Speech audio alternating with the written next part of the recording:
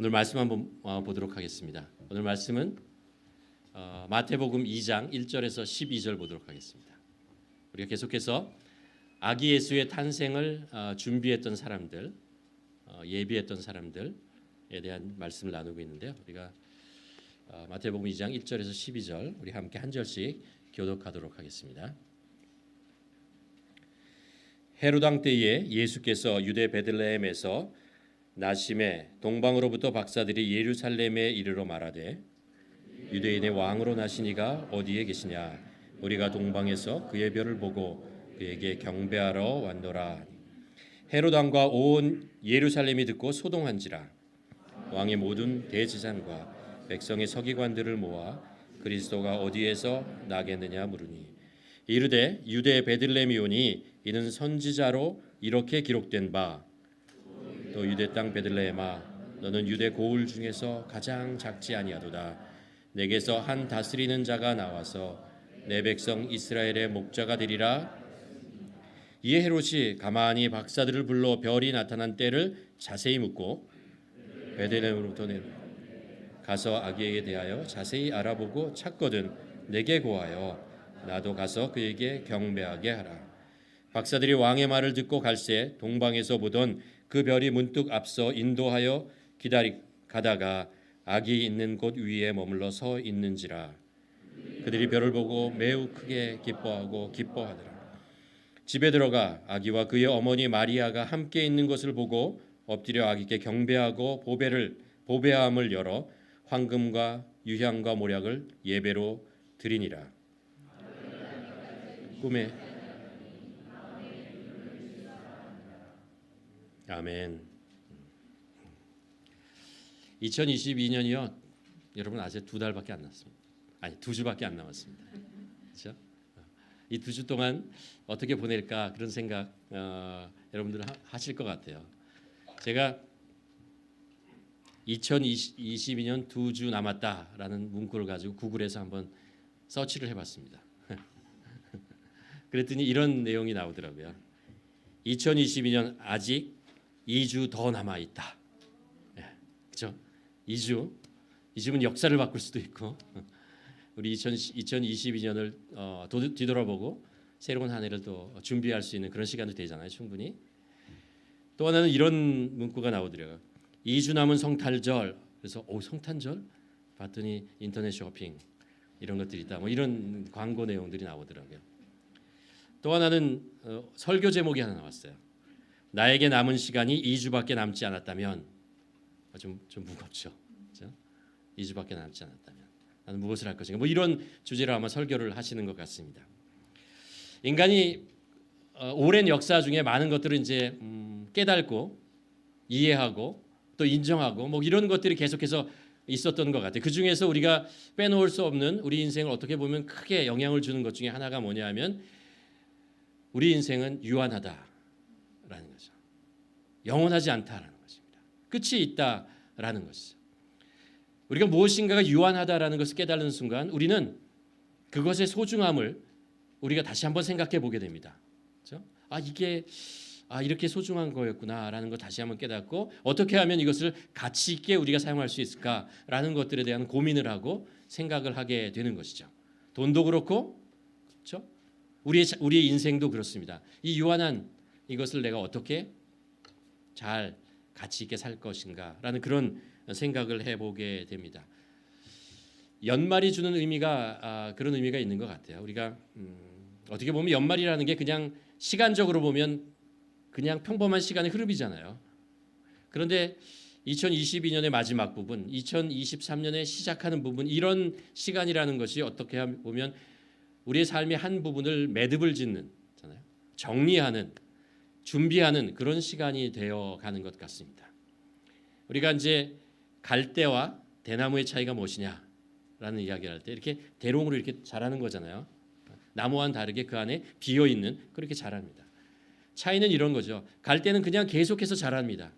근데 한계가 있죠. 그리고 이제 바람이 불면 이렇게 휘청휘청거리고 쓰러지기도 합니다. 대나무는 계속해서 10m, 어떤 건 30m까지 자라난다고 합니다. 그 비결은 중간중간에 매듭을 짓기 때문에 그렇죠. 그 매듭이 단단하게 만들어주고 그리고 새로운 성장을 할 수 있는 기반을 만들어주는 그런 거죠. 우리가 2022년 이제 마지막 시간을 이렇게 보내면서 우리 안에 우리 삶의 어떤 매듭을 한번 짓는 그런 시간이었으면 좋겠습니다. 시편 90편에 보면 이것을 성경 여러분에 보면요, 거기에 뭐라고 써 있냐면 모세의 시편 이렇게 써 있어요. 그러면서 그 내용 중에 이런 것이 나옵니다. 우리의 연수가 70이요 강건하면 80이라도 그 연수의 자랑은 슬프고 수고와 슬픔뿐이요 우리에게 우리 날 계수함을 가르치사 지혜로운 마음을 얻게 하소서라는 얘기입니다. 우리 인생이 얼마나 기냐? 70 강건하면 80이다라고 얘기를 합니다. 우리 인생이 가지고 있는 의미가 무엇인지 좀 지혜롭게 그것을 계수할 수 있도록, 그냥 이렇게 막 흘러가는 시간이 아니고 흘러가는 물처럼 덧없이 지나가는 것이 아니고 그 속에 있는 의미와 뜻이 무엇인지를 우리가 계수하며 생각하며 살 수 있는 그런 지혜를 주시옵소서. 이런 시편을 써내려 가는데 그 중에서 이제 이 시편에서 중요한 부분이 저는 이것이라고 생각합니다. 13절에 보면 이런 이야기를 합니다. 여호와여 돌아오소서. 언제까지니까 주의 종을 불쌍히 여기소서. 주님 저에게 돌아오십시오 라는 그런 간절한 기도를 하는 것을 보게 됩니다. 우리 인생이라고 하는 것이 뭐랄까 덧없고 의미 없고 실망스럽고 그럴 때가 있습니다. 그럴 때가 언제냐 하면 성경은 하나님을 잃어버릴 때라고 합니다. 하나님을 찾을 수 없을 때, 그때가 우리의 인생이 슬프고 힘들고 어려운 시간이라고 합니다. 반대로 우리가 하나님을 찾았을 때, 하나님을 만났을 때 우리 인생은 다시 한번 생명이 나타나고 다시 한번 기쁨을 누리고 다시 한번 소생하는 그런 것을 경험하게 되는 것이죠. 재미있는 것은 시편 90편에 모세가 인생이라고 하는 것이 70여 강건하면 80이라고 하는데 사실 모세는 80에 하나님을 만나잖아요. 그렇잖아요? 그가 80이 될 때 그 40년 동안에 광야에서 목동으로 살다가 그렇게 덧없는 인생 하루하루 그렇게 살아가다가 그 80의 인생에 하나님의 음성을 듣고 하나님을 만나죠.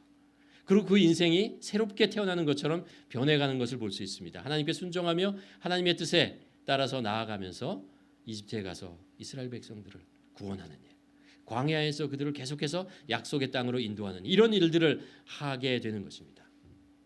그러니까 이것을 통해서 우리가 깨닫게 되는 것이 그것인 것 같아요. 우리 인생의 길이 아니면 우리가 얼마나 높이 올라가고 많이 가지고 있느냐 이런 것보다 더 중요한 것이 있는데 그것은 뭐냐 하면 우리가 하나님을 만나는 것입니다.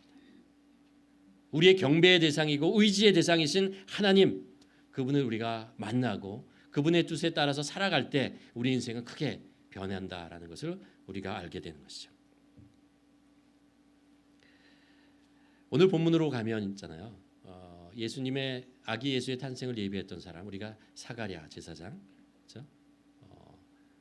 그리고 요셉, 마리아 이렇게 살펴봤죠. 오늘은 동방박사입니다. 동방박사.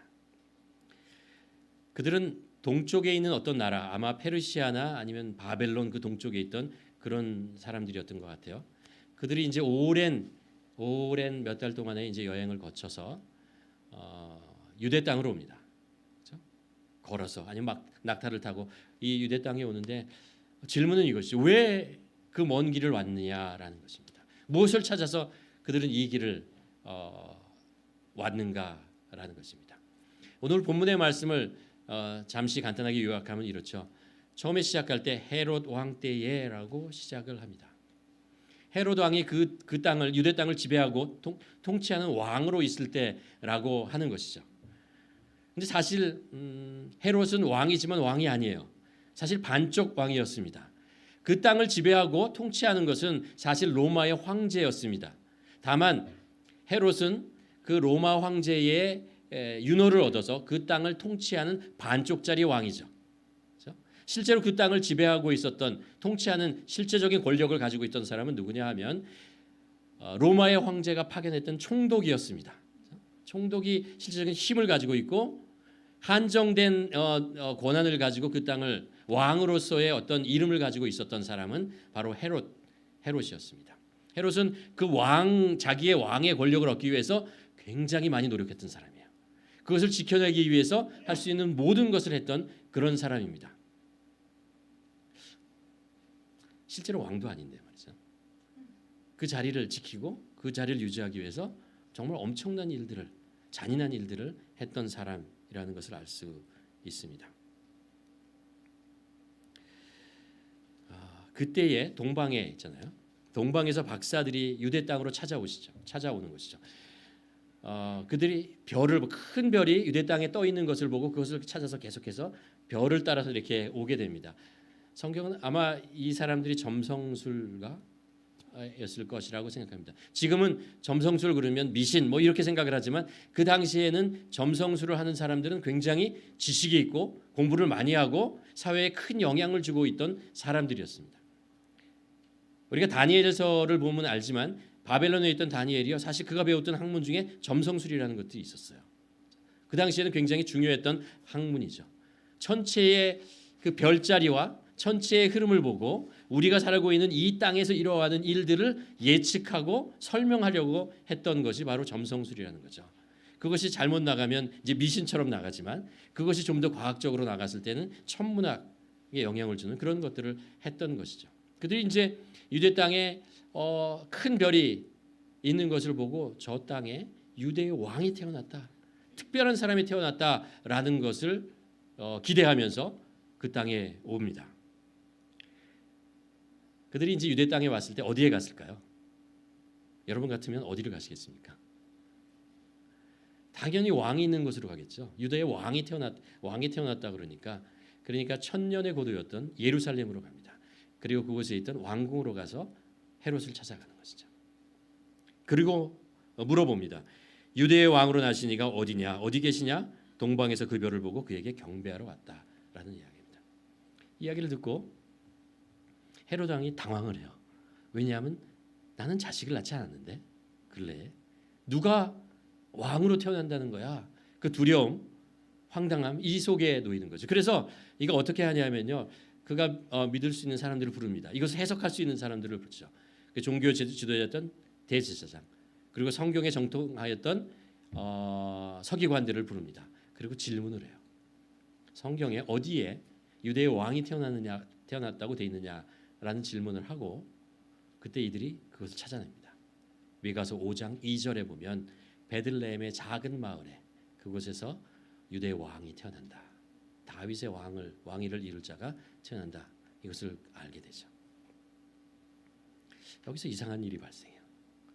무슨 일이 발생하냐면 헤롯이 이 사실을 알게 되는 것이죠. 근데 그 베들레헴 땅으로 가지 않아요.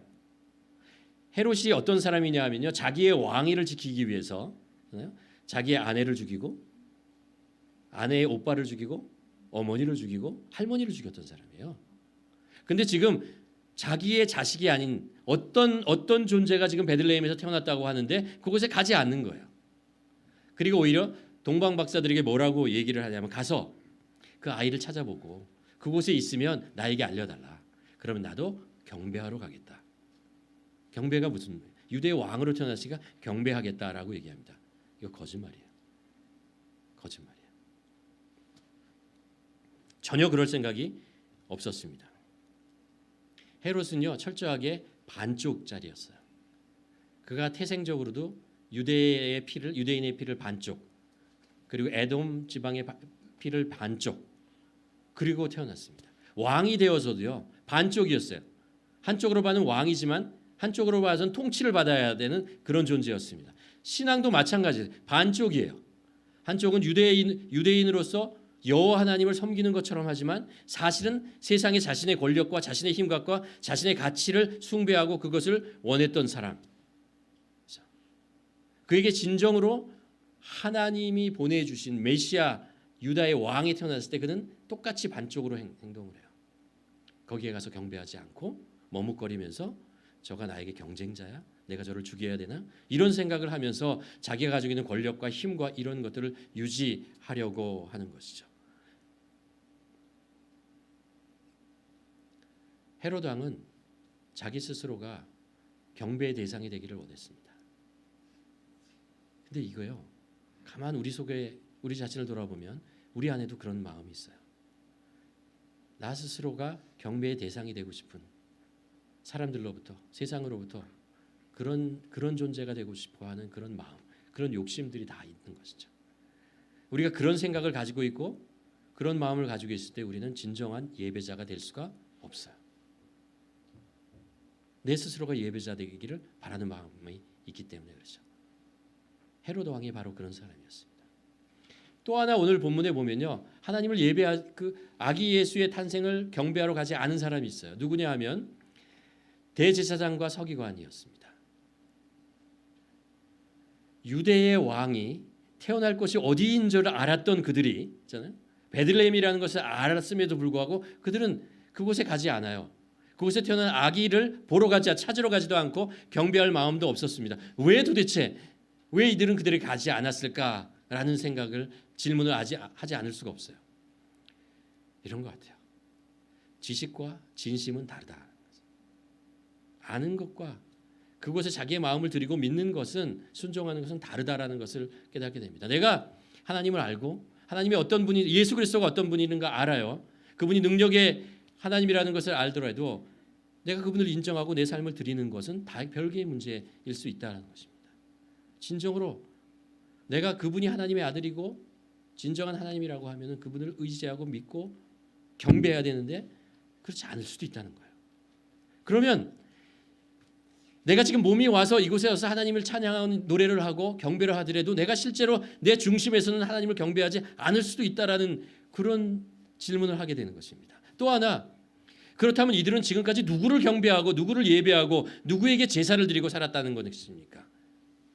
성경을 알았고 수많은 제사를 인도했던 대제사장이었는데 그들은 도대체 누구를 경배하고 누구를 예배하고 살았느냐라는 말입니까? 진정한 하나님? 아니었던 것 같아요. 자신의 생각 속에 있는 자신의 무엇인가를, 자신이 원하는 것을 줄 수 있는, 자신에게 만족과 기쁨을 주는 어떤 대상, 아니면 자기를 성공할 수 있고 안전을 보장해 줄 수 있는 대상, 그것을 예배하고 살았던 것은 아닌가라는 거죠. 이게 식은땀을 나게 해요. 왜냐하면 혹시 나도 이런 거 아닌가. 여러분 아시잖아요. 제가 매주 예배를 인도합니다. 그렇죠? 주일날뿐만 아니라 수요 예배도 있고 토요 기도회도 있고 뭐 다양한 신방도 있고 많은 예배를 하는데 나는 진정 누구를 예배하고 있는가라는 그런 질문을 하게 돼. 내가 정말 하나님을 예배하고 있는가? 진정한 하나님의 아들을 예배하고 있는가라는 생각. 아니면 내가 내 속에 만들어내는 어떤 우상을 예배하고 있는 것은 아닌가라는 질문을 하게 되는 거죠.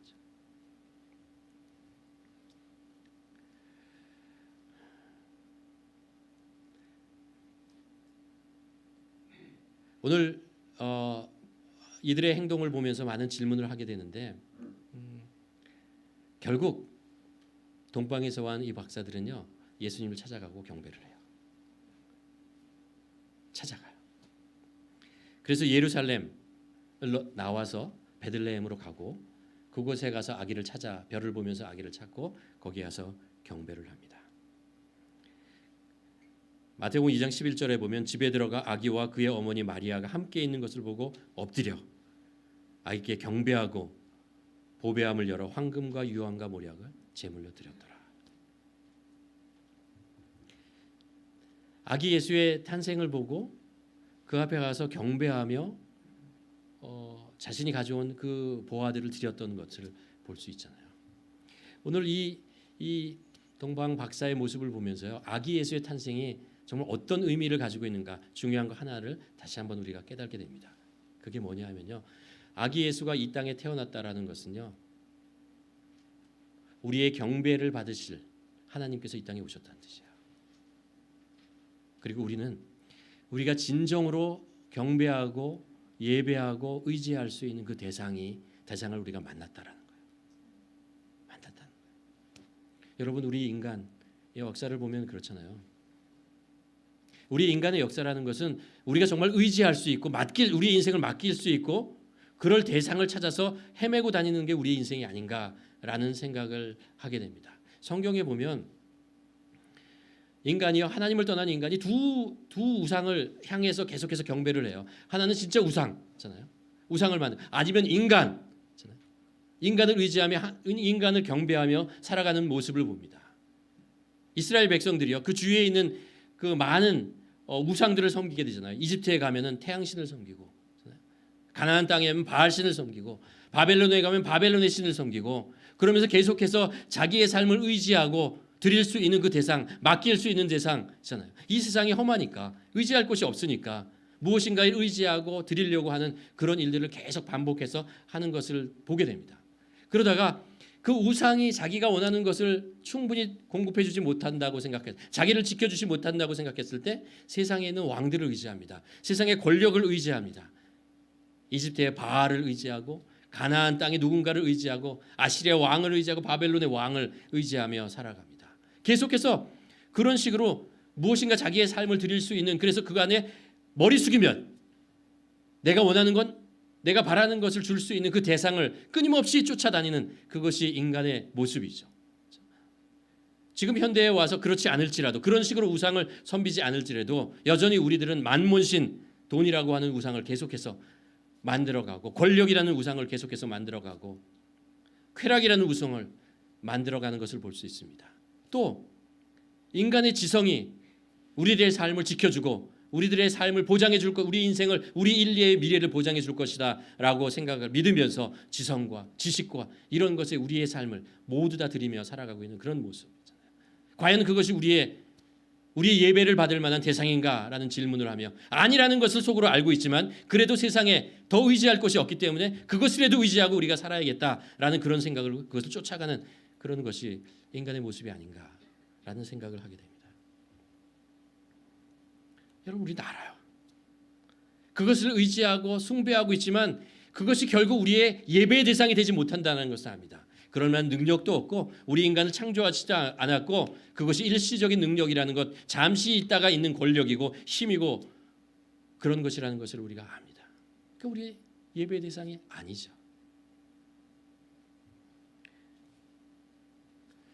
여전히 우리 인간의 그 심령의 한 곳에서는 우리가 채울 수 없고 의지할 수 없어서 비어있는 그런 심령의 빈 공간이 있다는 거예요. 성경을 보면 그래서 우리들에게 가르쳐줘요.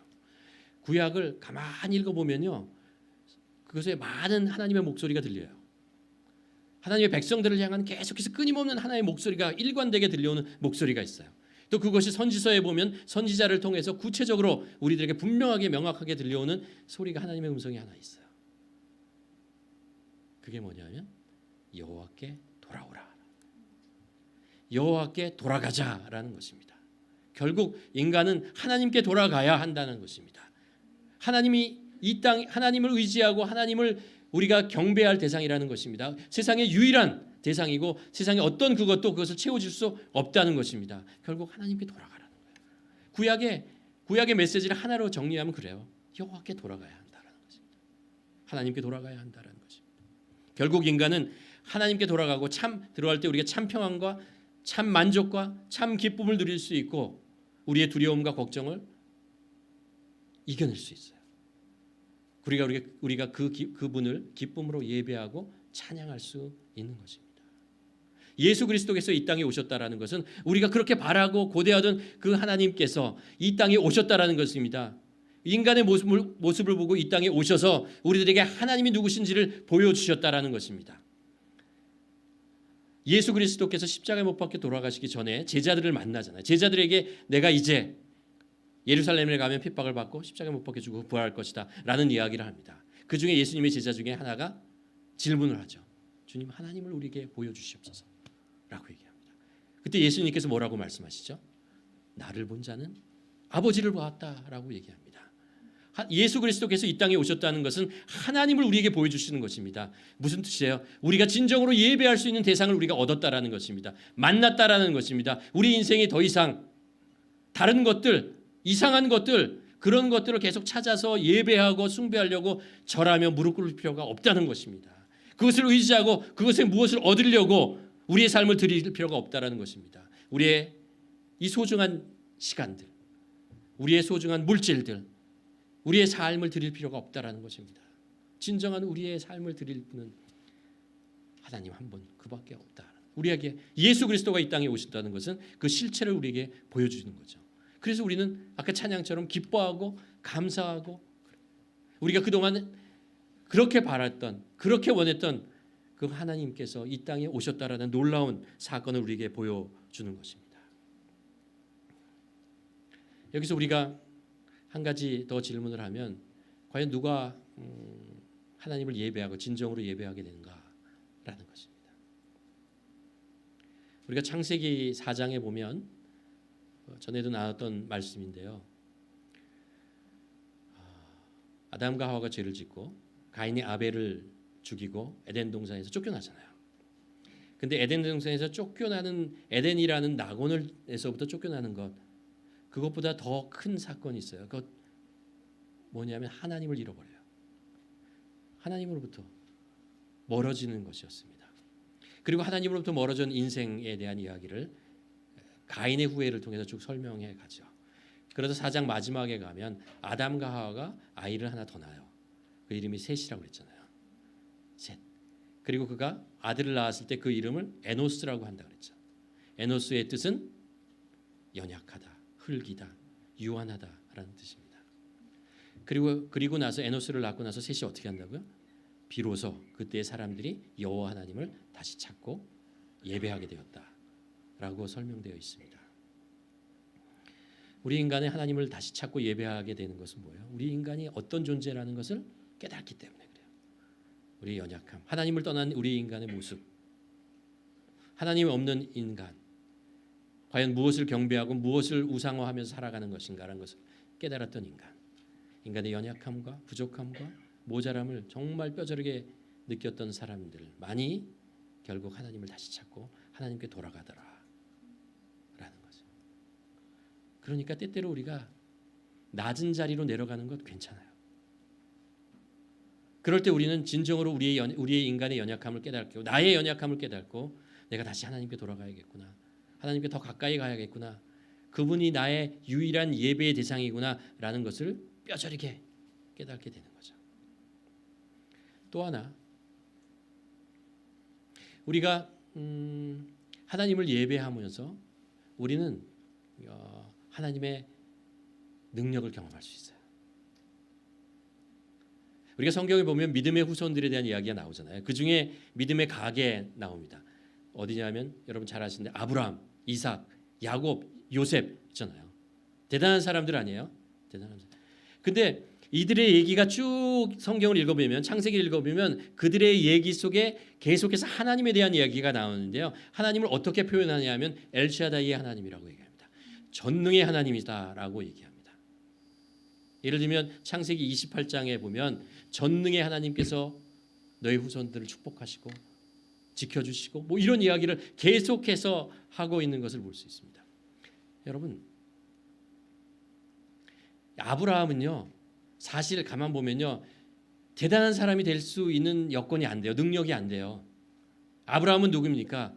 원래 그의 집안이 저기 이방 땅에 있다가 가나안 땅으로 온 이주민으로 이민자로 가나안 땅에서 아무도 의지할 수 없고 아는 사람 없는 곳에 스트레인저로 살아갔던 사람들입니다. 그렇죠? 그게 아브라함이에요. 이삭은 가만히 읽어보면요 정말 연약해가지고 용맹스러움이란 없는 사람이에요. 그냥 착한 사람이에요. 야곱은 누구예요? 이기적이고 사람들을 만나면 늘 갈등을 일으키는 그런 존재였습니다. 요셉은 누구입니까? 요셉은 형제들에게 팔려서 그렇죠? 노예가 되고 종이 되고 죄인이 되었고 그런 사람이에요. 어떻게 그들이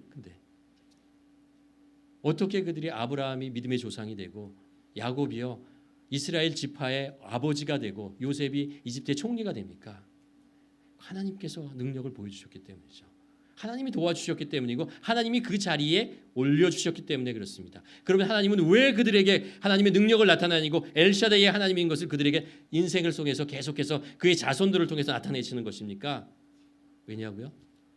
그들이 이 세상에는 진정으로 의지할 것 예배의 대상이 없다는 것을 깨닫고 오직 하나님만이 나의 유일한 예배의 대상이고 의지의 대상이라는 것을 알고 그래서 계속해서 하나님을 예배하고 하나님을 경배했던 그런 사람들이기 때문에 그래요. 다른 거 없어요. 정말 다른 거 없어요. 그들에게 대단한 능력과 대단한 힘과 대단한 주위의 환경과 네트워킹이 있어? 아니에요. 가만히 읽어보면 한 가지밖에 없어요. 가는 곳마다 나의 예배의 대상은 내가 믿고 의지할 분은 이분밖에 없어요. 하나님 한 분밖에 없어요. 이 세상에 있는 것 모두 다 그렇지 않아요. 믿지 못하겠습니다. 오직 하나님만을 의지하고 하나님께 내 삶을 드리겠습니다. 가는 곳마다 제사 드리고 예배 드리고 그의 후손들에게 계속해서 너희들 인생 속에 정말 의지할 분 한 분밖에 없다. 하나님밖에 없다. 하나님만을 의지해라. 그분이 너의 능력이다. 그분이 너의 축복이다. 그분을 의지하라. 이것을 계속해서 자손들에게 가르쳐주고 알려주고 그렇게 살라고 했죠. 하나님을 예배하는 자에게 하나님께서는 하나님의 능력을 나타내 주십니다. 엘샤다의 하나님인 것을 그들에게 나타내 주십니다. 그들을 구원하시고 지켜주시고 그들에게 필요한 복을 주시고 그의 삶을 인도해 주시는 것입니다. 자, 여러분, 우리가 예수님께서 이 땅에 오셨다는 것 바로 그런 것입니다. 우리가 더 이상 다른 것을 예배할 필요가 없어요. 다른 것을 쫓아갈 필요가 없다라는 것이죠.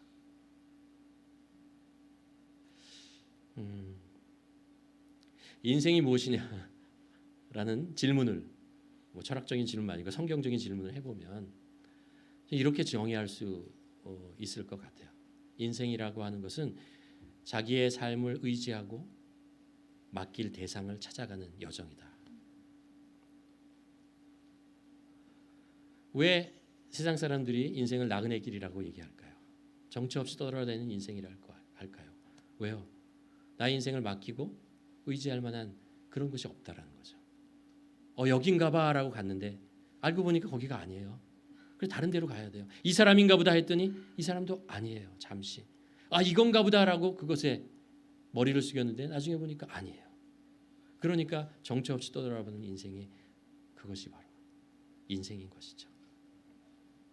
그렇게 볼 때 우리 인생의 가장 큰 축복은 무엇이냐면 진정으로 예배의 대상이 될 수 있고 우리가 의지할 수 있는 그 하나님을 만나는 것만큼 더 우리 인생에 복된 것은 없다라는 것을 알게 됩니다. 인생은 그런 것 같아요. 가짜가 진짜인 것처럼 착각하고 살아가는 것, 그거 슬프잖아요. 또 하나, 가짜인데 가짜인 걸 알면서도 그것을 진짜일 수도 있어. 그것을 계속해서 거기에 믿음을 주고 거기서 기대를 하고 살아가는 것, 이것도 참 슬픈 일입니다. 성경은 우리들에게 예수 그리스도를 이 땅에 보내주시면서 말씀하시는 거예요. 그 오랜 역사를 통해서 하나님께서 우리들에게 말씀하셨던 것이잖아요. 그것을 이루어 가시는 거예요. 뭐냐면 이분이 진짜다라는 거예요. 아기 예수, 하나님의 아들, 이분이 이분이 우리가 정말 우리의 삶을 들여서 의지하고 경배할 유일한 우리의 경배의 대상이고 예배의 대상이라는 걸 우리에게 보여주는 거예요. 그 오랜 기간 동안에 동방 박사들이 그 동방에서부터 그것을 찾아오는 이유가 뭐예요?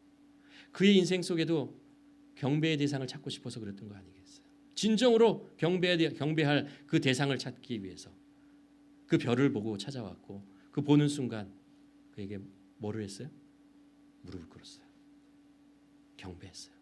자기가 가지고 있는 소중한 것들 다 드렸어요. 다 맡겼다라는 거죠. 여러분, 우리 인생도 그렇습니다. 아기 예수를 바라보면서 우리가 다시 한번 우리 마음속에 확실함을 가져야 될 것이 있습니다.